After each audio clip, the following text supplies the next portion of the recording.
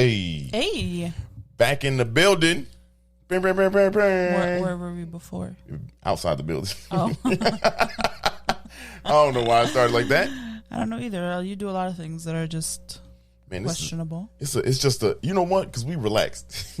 we were relaxed this Saturday. Yeah. Look at y'all. Y'all I was like, oh, they did it on Saturday. No. Damn. No, we didn't. Well, we relaxed either way. Shit.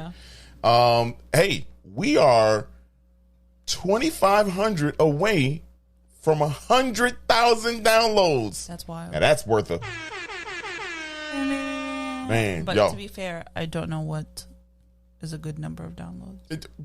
Who cares? We are close to 100,000. Like we are close to 100,000 just before we turn 2 years old. I think that's a good damn number. That's a good number. Sure. Also, I saw one of the Real Housewives of New Jersey's podcasts hit 1 million downloads in 1 year. Yeah, when you're famous, you can do shit like that. Guys, make us famous. So you know what I'm saying? Like that.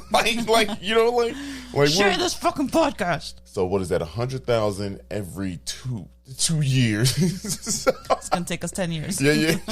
Damn. We'll be there. No, we'll be there. We'll be there. We'll be there when we need to be there. In 10 years, we'll be like the flag of Chicago. Hey, look. This is also episode 107.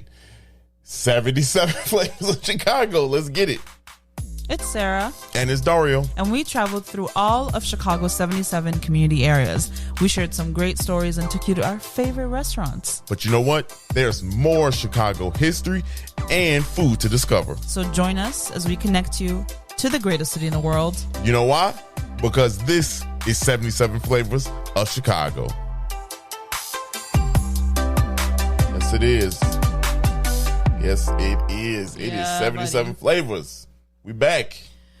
We never left. Yeah, right. Hey, look, that's a bar. We never left. We've been here. Man, how you doing? Great. How are you doing? Okay. I'm good. Just, straight vibes. We're about to go on vacation in a few weeks, so I'm really already mentally there. Yeah, buddy. If we haven't mentioned it yet, we're going to Europe for 2 weeks. You will still get episodes because we're gonna pre-record, but you gonna get some other shit too. Shit, once we get back from this vacation, it's gonna be lit for y'all. I'm good. Thanks for asking. I wasn't done talking about myself, so we do that to each other all the time. Narcissistic ass. You constantly just want to shift the conversation to how you're feeling. I just want to, You just don't care about how I feel. No. This ball be rolling. You know what I'm saying? So let's get to this. You're excited about today's episode. I'm very excited. I'm very excited, but I'm also excited to relate to the people. So y'all, I don't know if y'all watch Real Housewives of Potomac. Feels like that's been like a bit of talk lately. So good. I'm addicted. Sarah addicted. I'm addicted. I personally like Real Housewives of New Jersey better, y'all. Well, we haven't gotten to. We just finished season 1 of Potomac. We did. So we're way behind. Okay? I would like to know y'all thoughts on that. What do y'all think? If people they are just wild. It's straight tea, like it's straight drama. There's not a single dull episode. Karen is a tyrant. She said, "You're like an empty carousel, spinning dizzy." That was You're a carousel with no horses. That was Giselle. Dizzy. That was Giselle. She said that. That's one of the best comebacks I've ever heard. I've never heard someone tell someone you're like a carousel with no horses. Yeah, that's just spinning and dizzy. Y'all, I don't know. I'm excited for that one. What? Yeah. I was excited to talk about it because I was like, y'all need to know about what we be doing, and that's what we doing. We watched Real Housewives of New Jersey. We binged it a little bit. We got to the end. We watched the reunion part 1 and 2. You mean Potomac? We finished. Yeah. Potomac. Jersey, we're up to date. Jersey, that's the OG. I put Sarah on that as soon as we start dating. Yeah, it was like you need to get cultured. Y'all probably wondering, Dario, why do you watch that? Because it's very good. It's very dramatic. Dario does not like drama in his life, but he likes to watch drama elsewhere. Love to watch that does not relate to him or people he likes. And formulate opinions. I love it. You like live commentate the entire episode. I really do. Until you fall asleep. Because I'll be then I can watch in peace. I'll be in it, y'all. Let us know your thoughts on Real Housewives. Yeah. Potomac and New Jersey. Those are the two that we watch. But like you said, super excited for this episode, y'all. Yeah. Y'all. This is an episode that I feel like Dario didn't know he wanted when he was a teenager. I didn't know that we were going to be at this point to make it happen. I always want to meet this dude. Stop calling him a dude. He's my dude. He's my dude.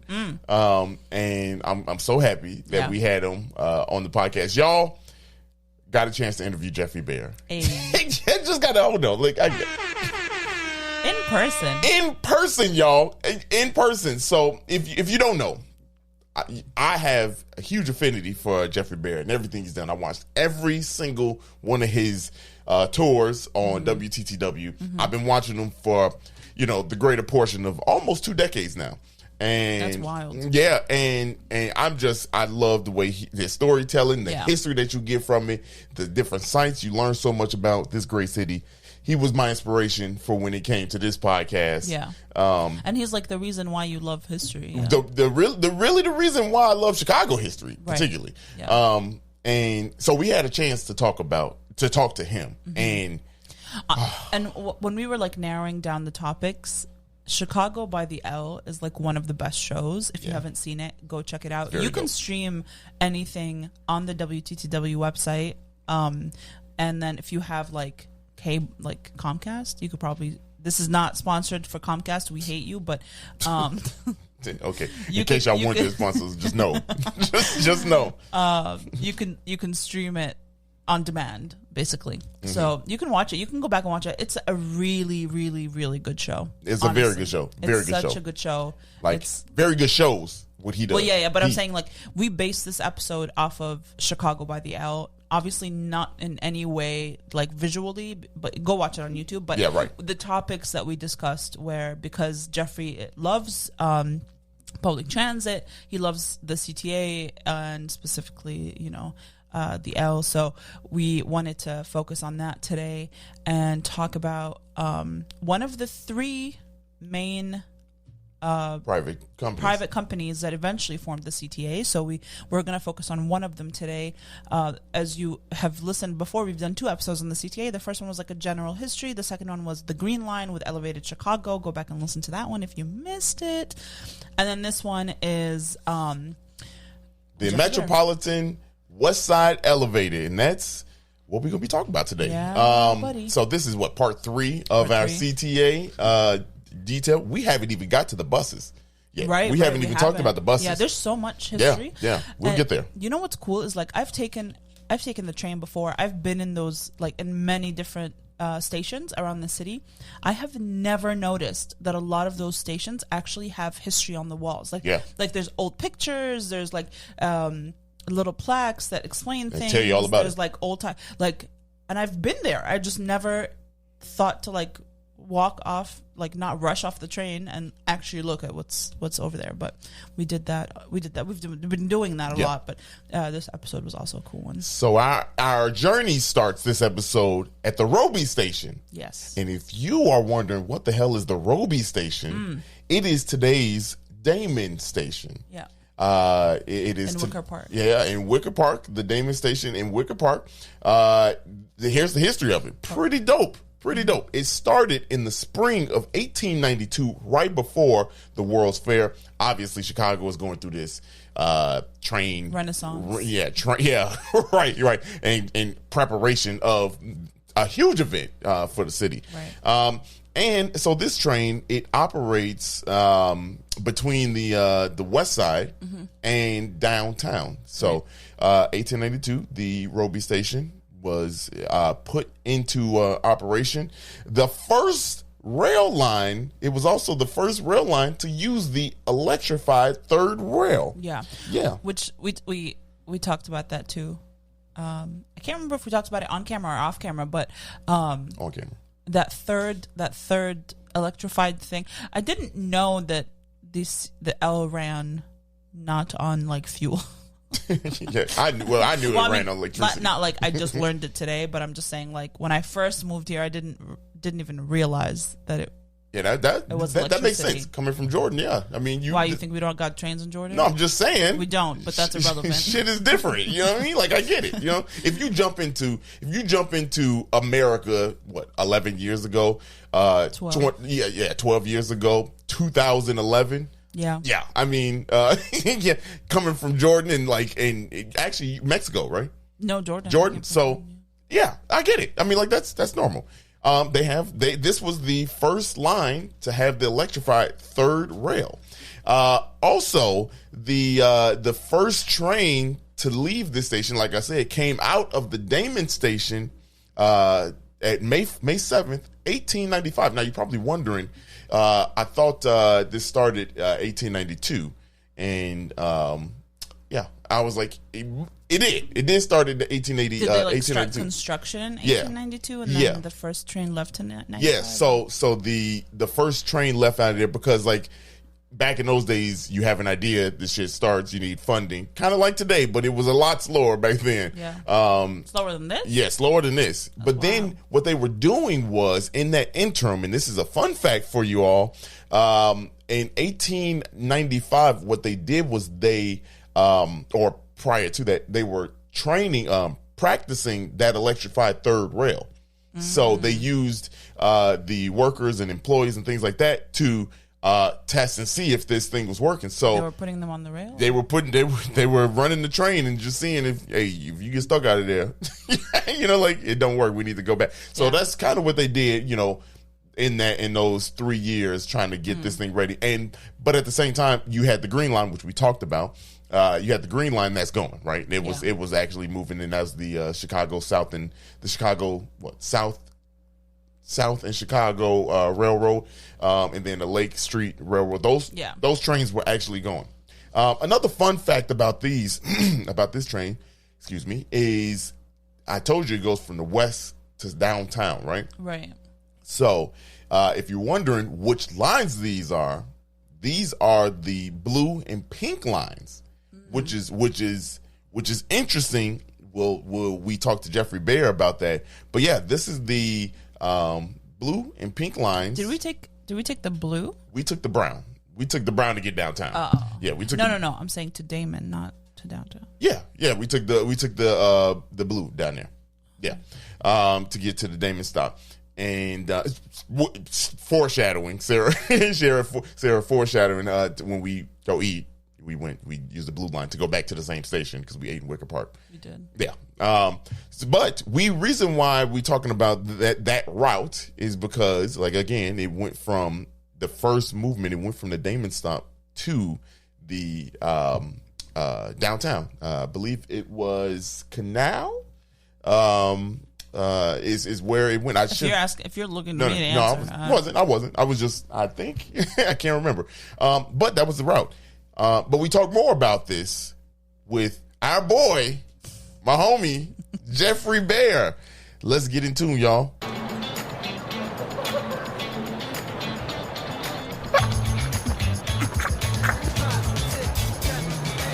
Right now, we are inside the Sears Tower. Yes, it's called the Sears Tower. So it's the Sears Tower. It's illegal to call it the Sears Tower. Well, whatever. Lock me up. We are with, you all know we've been waiting for so long for this to happen. And it happened. I feel like your whole life you've been waiting for my this whole moment, life. not knowingly. My whole life. I didn't know this is where I was going to be. But we are sitting in front of Geoffrey Baer, WTTW, probably Chicago's and America's dopest tour guide, Geoffrey Baer. Welcome to the show. We're summing your career. I don't know how I'm going to live up to that. You don't even have to. You already lived it. It's good. Anything you say is golden to me. Okay. I'll judge. Yeah, thank you. Reality check. If you all don't know who Geoffrey Baer is, like I said, he is a tour guide. He's a dope storyteller and historian of Chicago. Everything. I don't even know what to say, sum it up. You've covered so many different topics. I don't even know what to say you're an expert of. Yeah. Because you're, I can't even count how many shows. The South, the neighborhoods, the train system, Chicago by Air. Where you were in the helicopter? I don't know why. Chicago by Air. Yeah. You've done it all. Yeah. And most currently, you just released in March the most beautiful places in Chicago. Right. Yeah. So the latest show is kind of thinking about all the beautiful places I've found and been amazed by all these years of doing these programs on WTTW. So, and then I wanted to find some new ones too. Yeah. You know, so yeah, it's just kind of a really a collection of just places you can't even believe your eyes that they're in Chicago. And actually, we filmed so many of these places and actually got such great interviews with these really wonderful people that we had too much for one show. We were everybody was going to get like 3 sound bites, and so we actually decided to make 2 shows. So there will be more beautiful places in Chicago coming in the fall. Sign me up. You get the scoop on that. Yes. But you did kind of travel outside of Chicago. I saw the Baha'i temple was in it, right? That's technically outside of the city. Oh yeah. So there's some really cool ones. If someone like watching doesn't live in Chicago and they want to travel, there's some. Yeah, I mean WTTW covers a huge region. Like half our viewership is outside of the city of Chicago. So we always there's want nothing to else to do outside of the city. But to learn about the city. Well, that's actually kind of a cool, that's kind of a characteristic thing, right? If you're from New York, like somebody says, where are you from? You're like, oh, I'm from Brooklyn, or I'm from Manhattan, or I'm at Broadway and 79th Street, you know, like as if anybody outside New York, like everyone outside of New York should know exactly where that is. Or I'm from Harlem, or I'm from, the Village. But you could be from like Lockport and where are you from? Oh, I'm from Chicago. This region, the whole region, people just say they're from Chicago.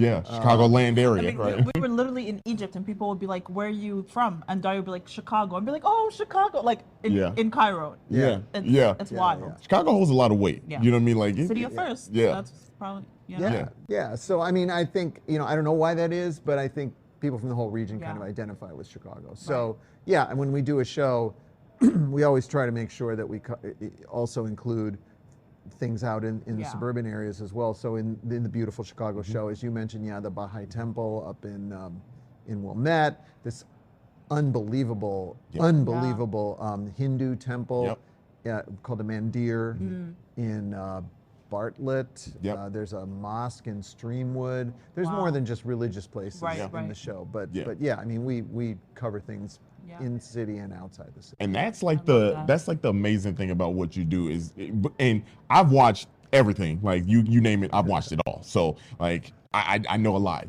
and it's because of the stuff that I learned from you. And like I would tell people, I'm like, oh man, did you know this about Chicago? I'm like, where'd you learn that from? I'm like, I knew it, absolutely. Like I just know that. No, steal anything you want. Today we got you here because we're talking about the whole season. We've been talking about transportation in Chicago, right? We spent all of last year, all of the first 77 community areas, talking and riding in our cars, right?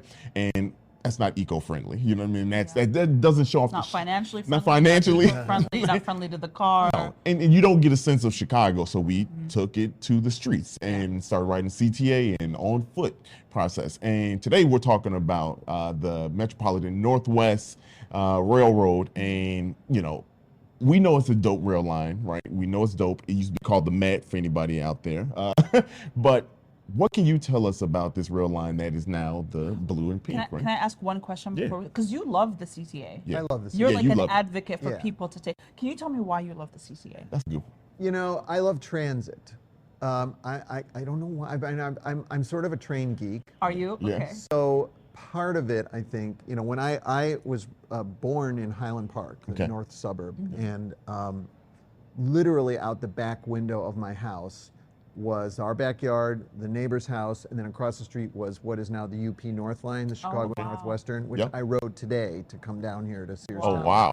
Sears Tower. Yeah, there you go. There you go. And my mom tells me, anytime I heard a train, I would run to the window, and watch a train go by. Love that. So I just always loved trains. But now, I mean, more as an adult, there's, it's sustainable. It's I'll be sitting on it today. I was coming in on I now live in Evanston. It's the same Metro train line. It's about a block from my house. I love hearing that horn go by. And I'm also close to the L, so I like the fact that Evanston is transit friendly. oriented Yeah. community. But even today, I mean, coming in on the UP North line, the old Chicago and Northwestern, I mean, I looked out my window on the Kennedy, huge traffic jam on the Kennedy. If I had driven today and burned all that fossil fuel, right, it would have taken me from Evanston easily an hour to get down here, and then I would have spent $30 to park my car. For $5, I got on the UP North line. I was literally down here in less than half an hour, like 25 minutes. And like that's a very good point, because I used to be the type of person that's like, oh, I got a car, I'll just drive. You know what I mean? Like, to me, that was like more convenient. But really, it's way so more convenient. You know, like, and honestly, it's more fun. You know what I mean? Like, now that we're doing this podcast, you see so much from a different angle of the city, which again brings us. See so much. And I mean, I'm going to get on my soapbox too about the environment. I mean, my wife gets so sick of me saying this, but like, if we're on a road trip and we'll be out on like heading to Michigan, we're on like I-80 in Northwest Indiana, and there's a line of hundreds of semi-trucks. Each one with its own, what do they have, a 12-cylinder engine burning diesel? Burning, And I'm like, you could take every one of these trailers for the next X number of miles and put them on one train with 2 or 3 engines at the front of the train. And the amount of fuel that would be burned is like a fraction of what's being belched into the air by each one of these semi-trucks. You know, and it was all, I mean, I'm, conspiracy theory here, but I mean, it was all really done quite intentionally in the 50s with the building of the interstate highway system, you know, the oil companies, the tire companies, the car companies, and then kind of putting the railroads out of business. There was some intention behind that. And then you get into the 60s with a lot of social issues like white flight from the urban core, and you get suburban sprawl. So now every house has got a garage, and you can't get anywhere without driving in your car. And we see the consequence of that. I mean, you have huge cities like LA where you can't walk anywhere. You can barely take public transportation. You have to drive. You know, and we looked at, during the podcast, we started looking at like the walkability stat, right? And like before, when you know, again, I just full transparency, you didn't really care about that kind of stuff until you start really paying attention to how it affects people, you know, in the environment. And it's so crazy to see, like, Chicago's very walkable with a lot of different things if you just do it. You know what I mean? Like, just get out here and do it. I would say, to clarify walkability, because that term is sometimes used in a negative way of like how safe is a neighborhood. We're talking more of like the infrastructure. Can you get on the sidewalks? Is it overgrown grass? That's what we mean when we talk about walkability. Definitely not talking about safety wise.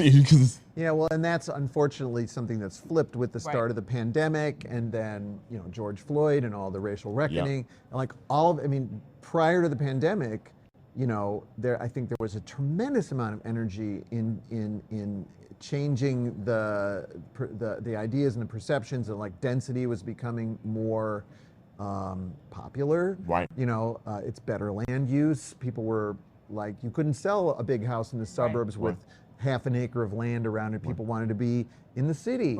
You know, and sadly, I mean, with the double whammy, you know, the pandemic, people, I don't want to be that close to somebody. I want to have my social distancing, you know. It's crazy. I mean, coming down here, the last few times I've come down, because WTTW is on the northwest side. So the last few times I've come down into the loop, I'm like, wow, there's not a lot of people here. And here we are in Sears Tower, where there was a big food court over there. It's cool. It's really cool what they've done here with Sears Tower. But I'm like, geez, there aren't a lot of people here. You know? And that's scary. The other thing, I mean, we're going way off in the tangent, but I mean, the other thing about our transit system in Chicago is unfortunately like very downtown centric, right? Like all the L lines, every single one of them except the yellow line, all of them feed into the loop, right? Because that comes from a time when everything was all about downtown, right? And there isn't, I mean, what we want to talk about, if we ever get to it, Metropolitan West Side Elevated was the only kind of line that you could ride the whole line out in the western neighborhoods and never come down into the loop. Like if you wanted to get from the somewhere on the north side to the south side, but west of the loop. You could do that. You didn't have to come into downtown and go out. Same thing with every Metro line. Like, except there may be a Metro line out by O'Hare that doesn't come downtown. I'm not 100% sure. But I mean, virtually all the Metro lines are just about getting into town and out of town, right? So the only option, if you're in, I don't know, Northbrook, and you want to go south to some southwest suburb, you name it, or even like Oak Park. You know, you got to, there's no transit solution. You know, you come all the way into the city or go all the way out or take a bus that's going to stop at every corner. You've got to drive.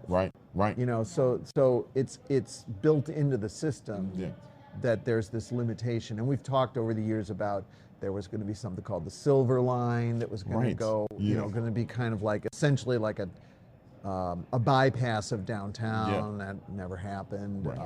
They were talking about bus rapid transit on Ashland and Western. So you could just go straight down Ashland or Western. You didn't have to come in and go out.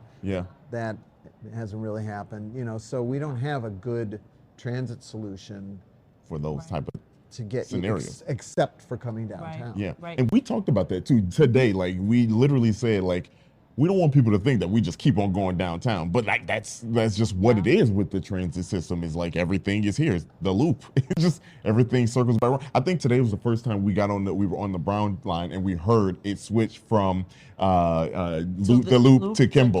You know, like and you heard the change. You're like, we didn't even get off the train. You know, like it just goes in a circle. Does that little circle. But you were talking about the Northwest elevated and Metropolitan. Metropolitan Northwest, West Side Elevated. And so this is an old defunct train line, but it's been absorbed in parts by the CTA. So tell us about that, because when I was doing some research on that, just like looking at it, was almost confusing because enlighten us. I love the Metropolitan West Side. So all of the L lines in Chicago started out as private companies.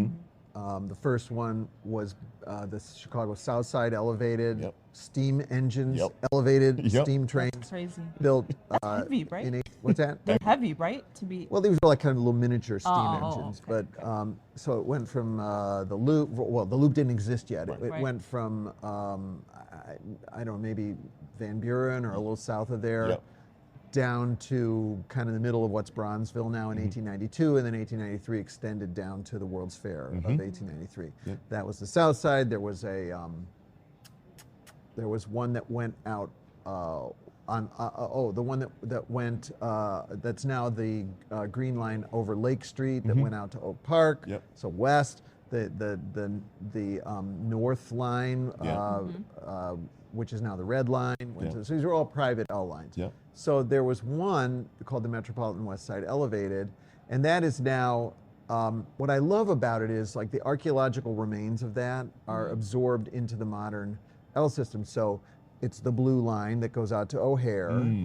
It was never underground before. Now it goes underground. But then it like kind of, so it's coming in from the northwest, and then it started heading straight south on what is now the Pink Line.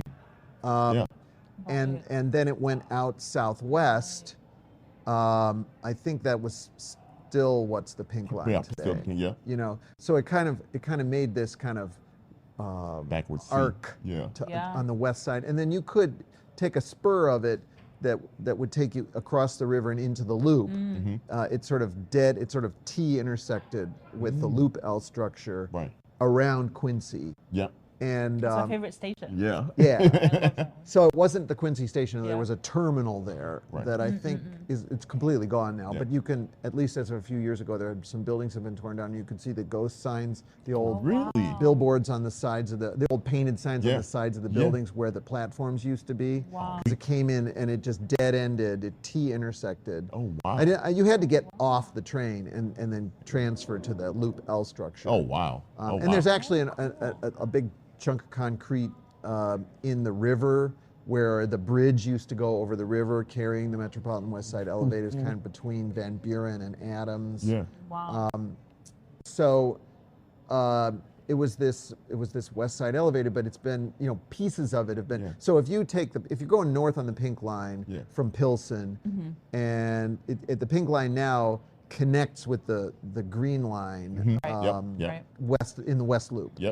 But it used to go straight north, and on a structure that's gone now, and then connect, and then so you pick that up again, like around Wicker Park, where the L line comes back up above ground. So if you look straight north, you're gonna have to show a map.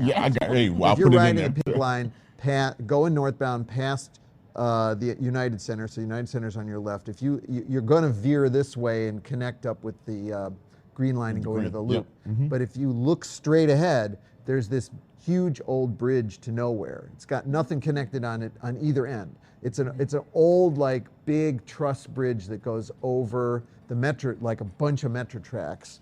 And it's a bridge that has nothing connected to it on either end. Oh, wow. They just use it for, like, train signals. Is that on Ashland? Does it cross over Ashland? It's I can't remember if it's east or west of Ashland, because but it's literally the bridge to nowhere. Well, if you can do this when you're editing, I definitely will. A picture of it. We call it post-edit, Dario. Insert here. So show a picture. No one's ever going to understand what you're talking about. I got it. You don't see it, but it's an old bridge, big stone support on either side of the tracks, big truss structure, and then just nothing attached to it on either end. Wow. And it's where the Metropolitan West Side Elevated used to go across all those train tracks and then head out northwest. That is so cool. That is so interesting. Yeah. Is there a reason that bridge still is there? Like, is it protected, or can they just demo it whenever? I don't know. I mean, that's really cool. A big job to take down like a giant, iron or steel truss bridge. So maybe it's just too expensive. They do. I mean, last time I saw it, it had a bunch of the signal lights on it for the metro trains that pass underneath. So maybe they just are like, well, it's cheaper than building a new structure to carry all the signal lights, so we'll just leave it there. That is so interesting. I don't know exactly why. Yeah. But. Wow, that's very interesting. That's crazy, because we see that all the time, and we're like, what is that? We're literally just like, why is that just hanging there? Yeah. So we know exactly. Well, I'll definitely show it. What's really cool is how I didn't know that they basically. Well, you kind of know just. For multiple reasons why they just cut out the train, right? But specifically with the West Side Elevated, was there a reason why they just stopped that? I mean, like in all those cuts, and we have these just bones left of. I can speculate. I mean, a lot of these train lines, with the advent of the automobile. A lot of there used to be so many more trains and so many more stations. Like you were saying on the Brown Line, you wrote in on the Brown Line. And there were where Cabrini Green was built. There were like 2 or 3 stations there, and I think for racist reasons they were like, we don't want those Cabrini Green folks getting on the train. You know, so they tore down those stations. But I think it became less and less viable, financially viable to these private companies. And so, first they all got absorbed into one big company called the Chicago Rapid Transit Company. CRTC. Which might have been a private company. I think it was. They basically ate up all the 3, right, the main ones, and then they became their own thing, and that's when CTA, of course. Right, and then subsequent to that, then the CTA was formed. Then it became a public, agency and not a commercial enterprise anymore, because cities understand that they need transit. It's like a basic. Right. Right. I mean, if you don't have transit, you're going to have massive traffic jam. You're going to have even worse traffic than you have. So cities understand that they need transit, but it isn't. It's like public television. It isn't like a naturally viable financial model without support from, in this case of transit, it's government support. I mean, all the great train systems in Europe and Asia, they're all government. They're all government agencies. They're not private companies. This is also not a money-making scheme. There's definitely it's just something you're going to have to be putting money. We need it. We need it. It's not for profit. Yeah. So that's wild. So I would assume that. With the Metropolitan West Side Elevated went out of business, there was some consolidation. They didn't they figured certain lines were just not going to be viable for whatever reason. Right. They closed them. That little piece of the pink line, so the pink line is the newest one line. That piece of it that runs between the Green Line over Lake Street, past the United Center, and down to the Eisenhower Expressway, where it picks up what used to be, that was an existing L structure that hadn't been used in like 50 years. But it hadn't been torn down like so many other structures had been torn down. That one they still used it to like shuttle trains back and forth, like if they needed more train cars on one line or another. So it was sort of active as a kind of behind the scenes service line. So then they reactivated it when they created the pink line. Wow. That's really cool. That's very interesting. I was thinking about something about reactivating. So this is, like I said, the first line that had the electrified third rail. So Metropolitan West Side Elevator? Yes. So that's something that I did not know. So that's cool. There you go. Well, what's crazy is like we wanted to know because we were sitting here. We don't know if you know. We don't know if you know or if anybody knows. Like I'm sure somebody knows, but like the electrified third rail, right? We know where it is. Do we know where it is? Do we know where it is? Like we've crossed when you walk over, like when you go to Kimball, the Kimball stop, you get off. It's the last stop. You get off and you walk across the tracks because it's the middle of a neighborhood. You can cross like you would with the Metro. Not at Kimball, but before you get to Kimball, right? Yes. When it's running a grade, through Ravenswood Manor. Yeah. Yes. Yeah. So does that There's no third rail there. No. So does it stop? Yeah. So if you look, if you're gonna cross, like if you've got a train running at ground level, okay, and you're gonna like cross the tracks at I don't know, Manor goes across the tracks, or Kedzie. Yep. If you don't get hit by a train, if you stand there, if you look like down the train line one way or the other, you can see where the third rail ends and like dips down. I was right. And then you said pay attention, and then you'll just see it. Yeah, and it's like a few yards before you get to the track to the crossing. Yeah. And then it picks up again on the other side. It's a little bit. It's the third rail, so there's two rails. And then there's this third one that's elevated a little bit next to it, and a shoe from the train sits on the top of that rail and picks up the electricity. So the trains are long enough that the last car is still connected to the third rail, and then the first car picks up the third rail after the intersection before the last car lets go of it. And even if it does let go of it, it's still got enough power. It'll coast a little bit. That's also, how you see like a big spark? Yeah, right. Sometimes when it either lets go, when the shoe disengages from that third rail or connects with the next one, you'll see that one of those sparks. Oh, and actually, when we were filming to film that, I did this TV show called Chicago by L. Oh, yes. Where we rode every L line in Chicago. Chicago. This TV show. Right. Just for those who know. And we rode every L line in Chicago. And, you get these big sparks, right? And so we had our own private L train for filming for 8 days. Okay. So we were with a train crew, and we got to know them. And it is not uncommon or it's at least not unheard of. You get they got wooden ties. Yeah, right? yeah. Spark, wooden tie. Yeah. Fire. These guys are like, there's another track fire, and so they'll like stop the train, put on the brakes, climb down, grab the fire extinguisher, really? walk up to the tie. Okay, we fixed it. There's like a totally like it's normal, like no big deal. Wow. Meanwhile, you're like this, like we're like, is that smoke? I guess it's not really a big deal, but it happens. Wow, that is wild. That's amazing. Were the people that were with you on parts of the filming on the train, were they extras or were they okay? I was like, are they people so riding if you the watch train? the show, yes, there's like people on the train. Yeah. And right, so we would start filming every day at a particular place. They would arrange to have the train meet us there. And we had to do a lot of preparing of the train. Like, you as now an accomplished filmmaker, hey. you know that if you put some, and for those of you who do Zoom, Yeah.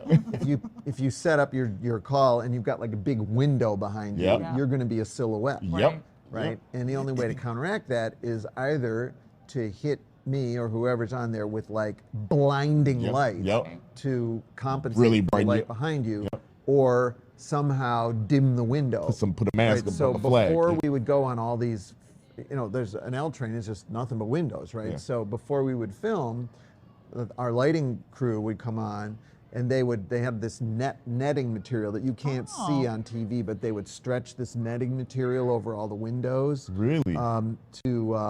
So that the Really light would dim be it down. dimmed down, Oh, so that's they didn't have smart. to like blast light in our faces. And then we had all these extras that you mentioned, like people we'd recruited. Hey, do you want to go around on the train? And they were all being held by our assistant producer, associate producer, like so they weren't like just in the way. Yeah. And then they would all get on the train.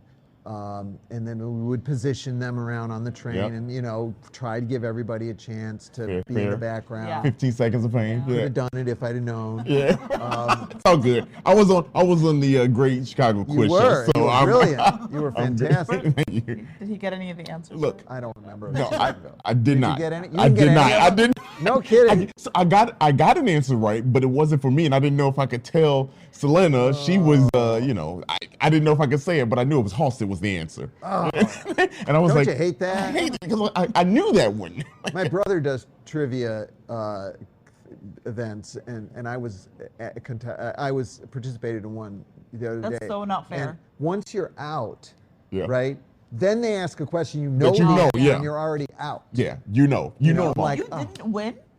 oh no, he asks like Really hard. Really questions. hard like questions. they're not Chicago history questions. Like who's They're the first person that got a haircut in Chicago? stuff like Stipulate. that. Yeah. I mean, he asked like NCAA, March Madness questions. like- What do I know? Yeah, right. Yeah, Or like the Oscars. Sorry, I didn't watch. Yeah. yeah, no. One of his questions was, true or false, there's never been an Oscar won by somebody whose name was Oscar.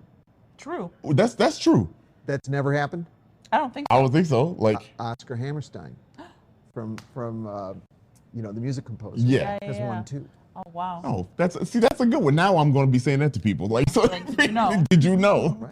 I just want to say because like you gave us. I have one more Go question. ahead. What's your favorite line? Well, I lived on the Brown Line for many my years, and I do love the Brown Line.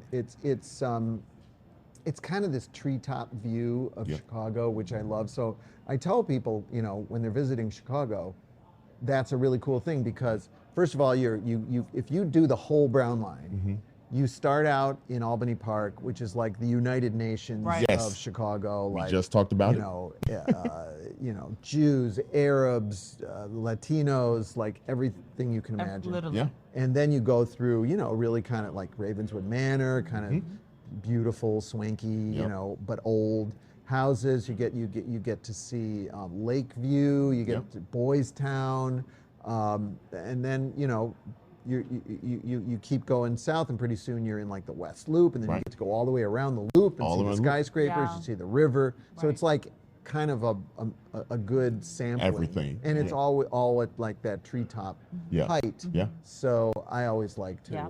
I It's a agree. really good one. I love that The one. Quincy stop. I It's just- also love the red line going through Chinatown. That's a really good one.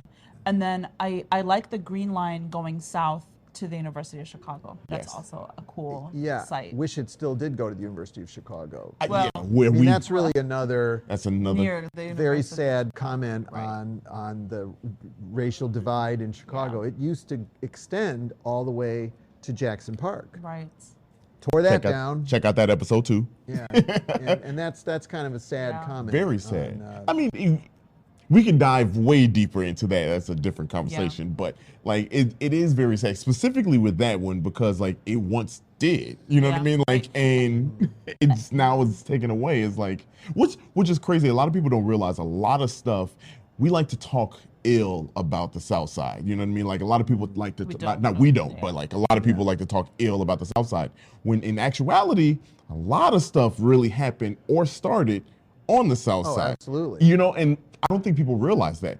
And even us. I mean, we knew you like you. This is the podcast. You'll learn. Yeah, you'll learn that like.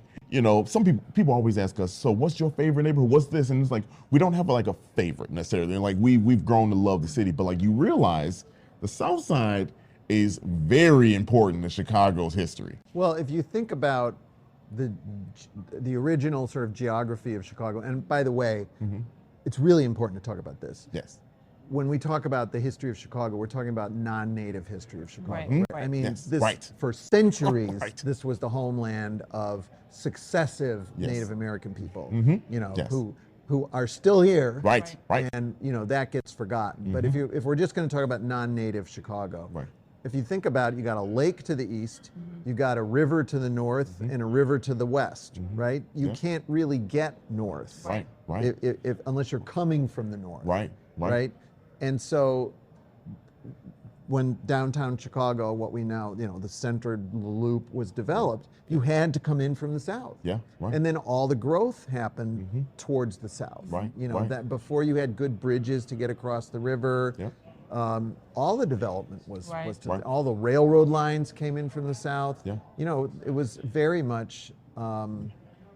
That was where where the first like wealthy Chicagoans. Yeah. The Gold Coast of Chicago was Right. South Prairie Avenue. South Prairie Avenue. It was all the Water Row. energy was to the south. Yeah.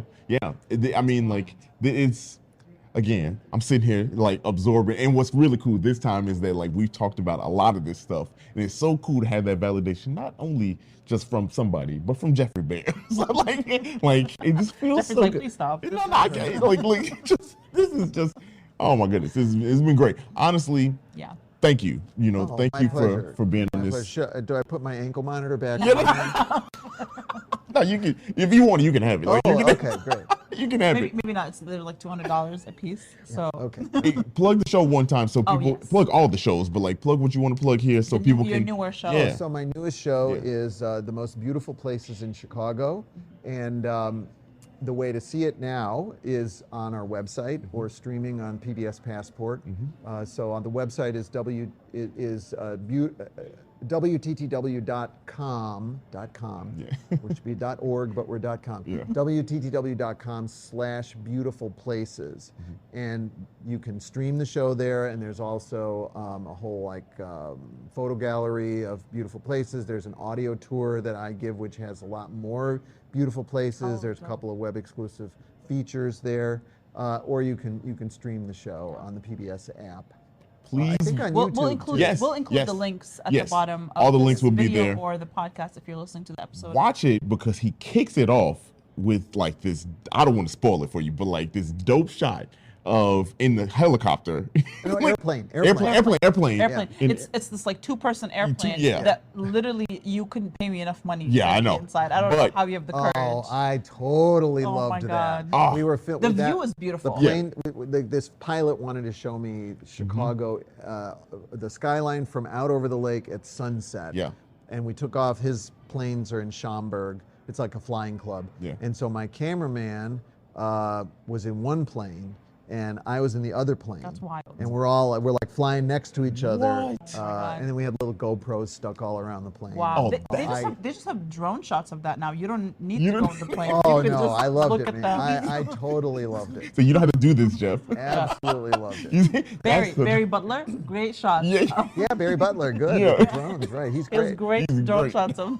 We saw him out in the wall one day. You got to have him on the show. Come on, Barry. Come on, Barry.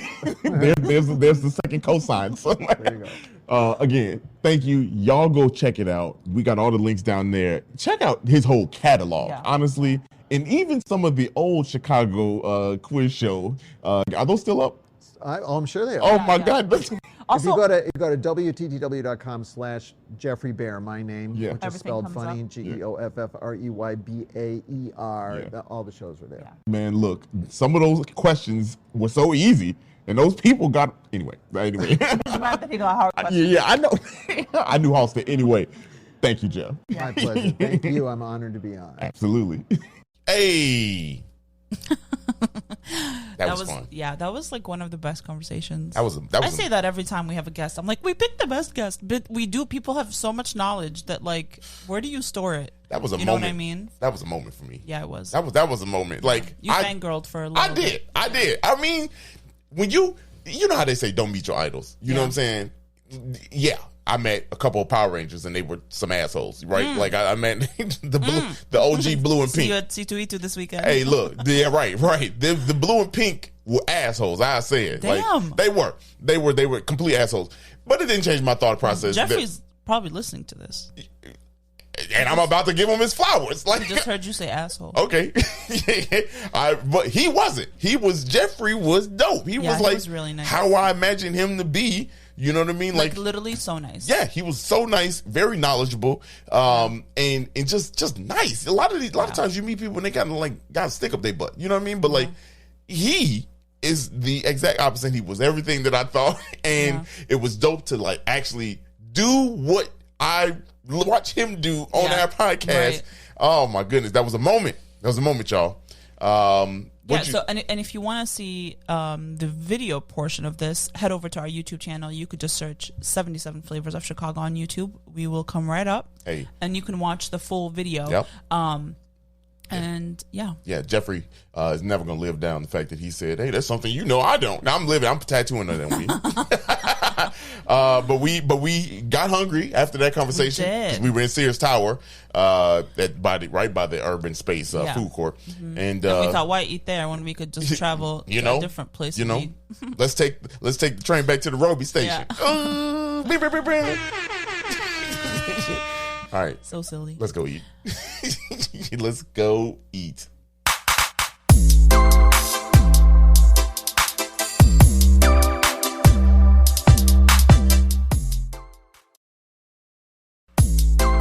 All right, we are back with the food portion. Hey. For today's episode.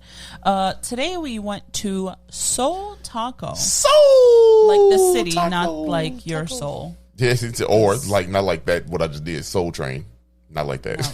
No. It's SEOUL. Yeah, like Seoul, the place, the city in Korea, like South Korea. Yeah. So we've had Soul Taco before. We had it at the Wicker Park Fest. We did. Maybe 2 years ago. Was it a year ago? Yeah. And it was really delicious. We liked it a lot. We didn't know that they had a physical store at the time when we tried it. We don't venture out to Wicker Park as much. I only go to the farmers market there. Milwaukee is like too crowded for me. Sometimes I go for like the bookstores or something, but so I didn't know there was a physical restaurant, but we checked it out this time, and it was pretty good. You walk in there. So let me give you a little bit of a background. Yeah. So it started off as a food truck, and David Choi is the owner, and it was his idea. It started out in St. Louis. STL. Nelly. And now they have a couple locations around the city. They have one in River North, one in Wicker Park. And so it's meant to be a fusion of Korean and Mexican like street food, basically. So it's a lot of like tacos and nachos and burritos and stuff like that, but it has a play on both flavors. Pretty much everything has kimchi in it, which I love. Yeah, that kimchi set it off. It's such a good flavor. They have like some really good house sauces and stuff like that. So we tried a few things off the menu, well, let's talk about the vibe in there first. When we walked in there, what did you think? It fits Wicker Park perfectly. It does. Right? Because it's across the street from a Supreme store. So so it fits perfectly in there. And the reason why I say that is that it's got the hip hop music playing from like the 90s. You got a chandelier made of shoes. It's not even a chandelier. It's just a decoration made of all white shoes hanging from the ceiling. And then you got this big speaker wall that you can actually, if you walk down there, you could sit in the window and kind of street watch right by those speakers, non-functional speakers. And then there's graffiti and graphics all over the wall, not like messy, but like that's the art. Yeah, that's the intentional vibe of it. Small space. The cool thing I really, really like about it, aside from all the stuff I named, is that they have like these seats that are along the same wall as the bench, the speakers, and you could kind of sit there like many bleachers with like little spots where you can actually, if you want to sit there, you could put your food right there and eat. But it's really dope. Like, so it's like a whole complete Wicker Park vibe inside of there. Right. Yeah. Yeah, I would agree. That's definitely the vibe. The music was great the whole time we were there. Bob in my head, and y'all know when you eat and the food is good, man, it go down a lot smoother. For sure. Yeah. I agree. Yeah. So we tried a couple different things off the menu. So we had first we tried the tacos, and I was like reminiscent of what we had. Right. Yeah. It was, yeah. So the tacos are they come 3 in the order, and they're $10. We asked for a couple different things. So I think we got pork, steak, and chicken. Yeah. Those are the 3 that we got. The steak that they make there is so good. It's like marinated. Oh my God. That's my favorite thing on their menu is their steak, honestly, hands down. The chicken was great, but the steak is superior. Yeah, I would agree with you. Like if you go in there, my choice would be get that steak. Yeah. And that's big for Sarah to say, y'all. Yeah. Because Sarah always like to be different. You know what I mean? Like just how? She always be hating on steak. No, I don't. Man, look. Every time I get it, you be like, no, you get ground beef. And that's the safest choice. And who cares if it tastes good? That's like ordering chicken breast. Ain't nothing wrong with chicken breast.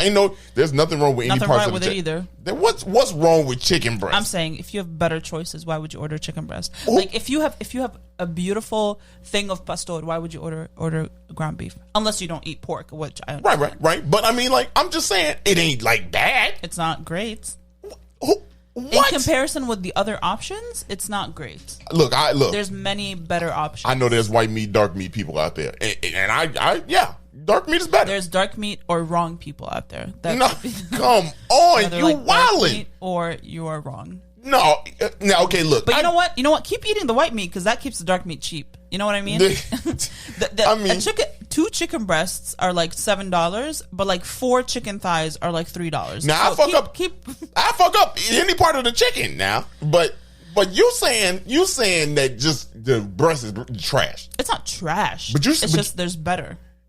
Okay, but it ain't bad. If somebody put a chicken breast in front of you right now, but you always have a choice. You know what I mean? Right. You always have a choice to choose whether you want breast or thigh. Hey, look, I was raised. And you should always choose thigh. I was raised where like you order a meal from Harold's Chicken. You know what I mean? Like they give you wings, they give you breasts. You could choose. So I always had them. You know what I'm saying? Yeah, I'm not saying it's bad, but also fried chicken is probably. You said there's What did you say? There's people that like dark meat and there's people that are wrong. you wildin'. Okay, anyway. No, I'm not wrong. Why? I'm doubling down on this one. Y'all, think back about 30 minutes ago, Sarah said that I was narcissistic. This has nothing to do with narcissism. Okay. This is like something that has more fat in it is probably going to taste better. Yeah, okay, but chicken breast. You put a chicken breast. I'm fucking up a chicken. I'm not saying it's bad. I'm just saying there's something that's better. Okay. Is what I'm saying. We went on like a 1-minute tangent. Anyway, I'm team chicken breast. Team all chicken. No. Let me stop that. Team all chicken. No. Anyway.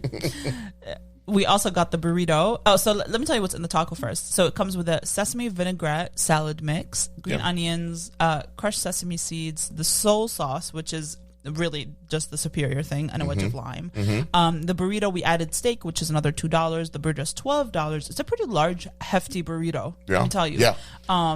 It comes with kimchi, fried rice, lettuce, cheese, carrots, green onions, sour cream, and soul sauce. Yeah. And yeah. Let's circle back to the tacos real quick. Yeah. Because the tacos are soft. I hate to say this, soft shell, like flour tortillas, right? But they were, I think for $10, like 3 tacos for $10 was not bad at all. It's not bad at all. And if you wanted to add a fourth, I think it was just $1 or $2 or something like that. I don't, because you can add a fourth taco if you wanted to. A single taco is $3.50. So I think it was right around that price, like $3, something like that. Like I think $3.50 is the top, like that I would like to pay for a taco. That's the max, like max. But this is like it's not a regular. It's mixed. It's a mix. It's a crossover. Right. You know? There's a lot of other ingredients in it that would increase the price. So I get it. I would talk. Look, I'm gonna talk about it. The tacos taste exactly how you think, like an Asian Latin infusion taco would taste. Yeah. And those mixtures taste very really, good. Really good. Very good together. They go so well. They're very distinct. It's not like one overpowers the other. Right. You know what I mean? Like it was very good. Yeah. You know, like you said, the kimchi set it off, but then you also got the Spanish rice, which could be. It's kimchi fried rice. I was about to say, right. But it looks red like the way Mexican rice would. Yes. So it was really good.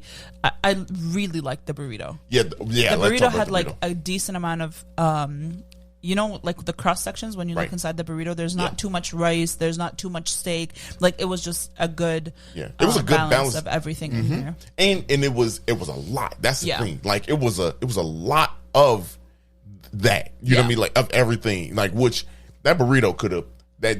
Honestly, you get that. That's all you really need. Yeah, for sure. Yeah, that's all you need. I don't think you need more. You could get away with some like a side of fries or something. But I don't think you need more than that. The next thing we got were the nachos, which are corn tortilla chips with queso blanco, green onions, roasted sesame seeds, kimchi, and sour cream. Now this is number 2 for me. This was really good. This was really good. Yeah. My only thing that I would say is that like, and this could be like the individual that prepared the plate, is that like. You get a lot of like chips that don't have anything on them. Yeah. And then a lot of chips that have a concentration of things on them. I think that could have been, I feel like that's their vibe though. There. You know what I mean? Like that's the vibe. Because you get a lot of places that do that too. And like sometimes I'm like, fill my shit up. The toppings aren't spread out the way but that's just, I'm just being. Yeah. But I would say this is where the sauce comes into play. The sauce? Yeah. I'm telling you, that sauce is really, really, I really love that. They don't tell you what it is. It just says soul sauce. Yeah, that soul sauce is good for it. It's good for the soul. Really I'm telling you. Like, honestly, those nachos, I was putting it back. Yeah. Here's my critique with the nachos. Almost too small. Really? It's almost too small. It's like the chip is too thin too, so like you can't scoop too much, but nothing is too heavy that like, you know. Right. I feel like what I mean by too small, y'all, is that like you want more. I want more. Like it was so good. It was so good. Yeah. You know that sauce. By the time you like, especially if you sharing, you know what I mean. Like if you sharing those, that's not I wouldn't say that's a shareable size. I would say like if each person on the like having the meal had their own item and then you shared the nachos, that's shareable. I don't know about that. You just like it too much. Right. Yeah. I mean, it was good. I mean, it was very good. And there is a small portion. And I feel like for 2 people, I don't know, man. That's a stretch. I feel like it's a stretch. I don't think it was that small that like 2 people can't share with another item. Like if you had a burrito and I had the tacos and then we shared the nachos, I think that's fine. I guess. Because we had leftover. You know what I mean? We also did order a lot of food. But, yeah, right. You know how we get down. This is one of my favorite things that we had is the Munchwrap Supreme. The Munchwrap. The Munchwrap Supreme. It's like a Crunchwrap Supreme. Yeah. But, meatier. Their version of it. It's a flour tortilla with a crispy shell, and I got it with steak, and it comes with cheddar cheese, kimchi, refried beans, sesame seed, green onions, and gochujang sour cream. And that was genuinely like my heart hurt when I give you the other half. It was good. Like I did not want to give it to you. I liked it so much. First of all, I love a Crunchwrap Supreme and I hate Taco Bell. Yeah. And so like I've made the Crunchwrap Supreme at home. Yeah. Remember? Yeah. And so like when I saw that I was like, let me run that. You made a good point though. If you get the Crunchwrap and the burrito, you could choose one or the other. Yeah, they're pretty much the same. Yeah, they're pretty much the same. Yeah. Except like one has beans and one doesn't. I was about to say you get more in the burrito. So, but like if you taste wise, if you're trying to be different, not really too much. Not too different. Yeah. Also, I would argue like they probably use the same flour tortilla for both. You know what I mean? Yeah, probably. And the Crunchwrap Supreme is thick. Yeah, right. It is. I keep calling it Crunchwrap Supreme, but it's Munchwrap Supreme. Yeah. They're both the same price. They're both $11, and you add steak for $2, so they're both the same. Yeah.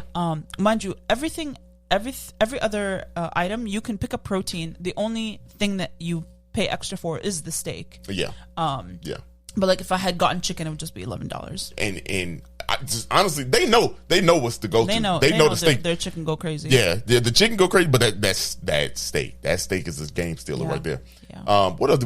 We had the churros. We had the churros. We got 3 churros. It's 3 for $7, and it comes with a chocolate miso sauce. If you mess up a churro, you just stop cooking. You know what I mean? You can mess up a churro. Yeah, I mean.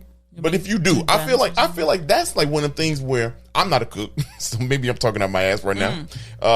But I feel like we've had enough and seen enough. That's like one of them things. Don't get that wrong. Don't get that wrong. It's delicious. Yeah. You can't mess that up. But if you do, you stop cooking. Yeah. Let me take your cook card. I'm taking that back, and you're going to jail. Damn. Other things they have on the menu are they have a quesadilla, they have a bowl which comes with the salad mix that's on the tacos, a fried egg, green onion, carrot, sesame oil, rice, and spicy gochujang pepper sauce.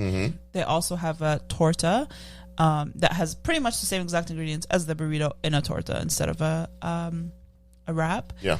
Their sides are you can get like a single taco, like we said, which is $3.50. You can get kimchi, you can get kimchi slaw, you can get kimchi fried rice, just a plain side of rice, a side of fries, chips and queso, and churros. And then you can add extra whatever, like double meat, a cup of queso, extra meat, egg, sour cream, whatever, all that stuff.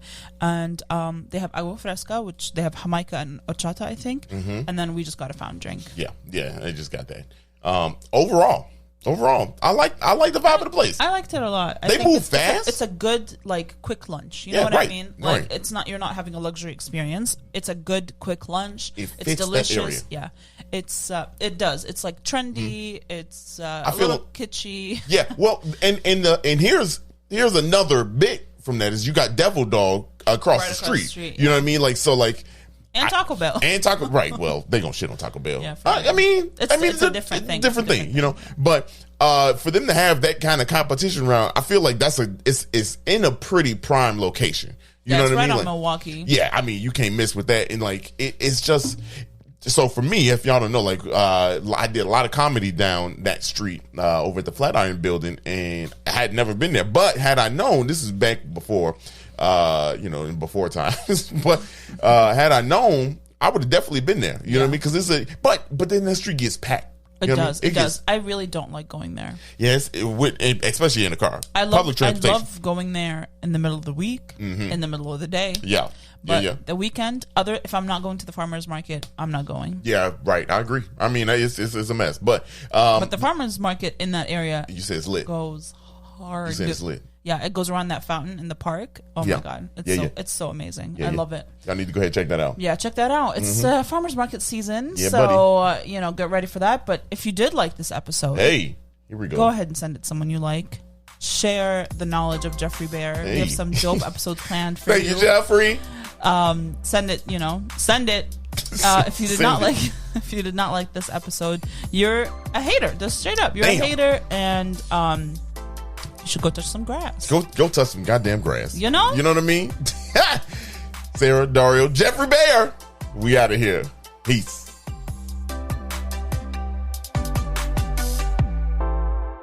Hey, thank you so much for listening. We really hope you enjoyed that. Please follow us on all social media at 77 Flavors Shy. And if you have any ideas and things you want to learn about, please email us at media@77flavorsshy.com. Yeah, and if you could, also head on over to our YouTube channel, same thing, 77 Flavors Shy, and give us a follow, give us a like, and give us a good rating there. Make some comments. Go ahead and subscribe. We love y'all. See you next week.